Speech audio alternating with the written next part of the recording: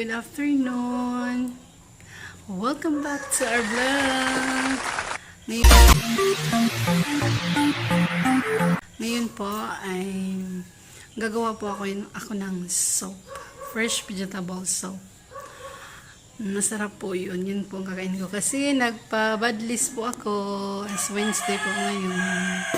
So, kamusta po ang lahat? At sigit sa lahat po, nagpapasalamat po ako sa hindi po niyo pagsasawa sa panonood ng aking mga video at sa pag-subscribe sa lahat po ng mga subscriber ko. Maraming salamat po.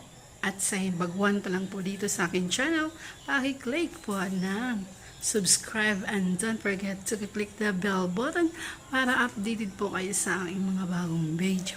Maraming salamat. So ngayon po, ipapakita ko po ang paano gagawin ang fresh vegetable soup. Simple lang po. Let's go guys. Start now.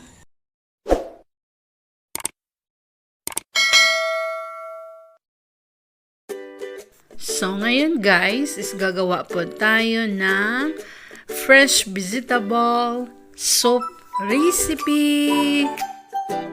So ngayon guys, ito po ang kailangan nating mga ingredients.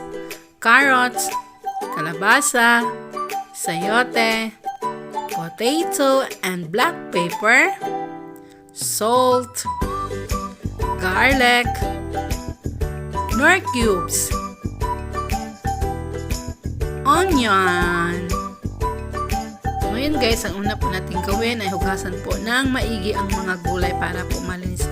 At pagkatapos po, ito po ay atin pong i-slice lahat ng cube. Sunod po natin magpakulo po tayo ng mainit na tubig at ilagay po natin ang lahat po ng i-slice na mga gulay at ito po ay lagyan ng salt, black pepper, 1 teaspoon.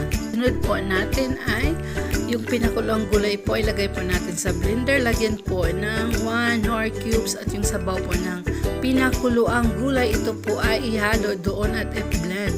At pagkatapos po nitong i-blender, ito po ay pakuluan po natin ng ilang segundo. Ganun lang po siya kadaling gawin ang soap vegetable natin. Kung ikaw po ay baguhan sa aming channel, paki-click po ng bell button para updated po kayo sa aming mga bagong video. Maraming salamat. Bye!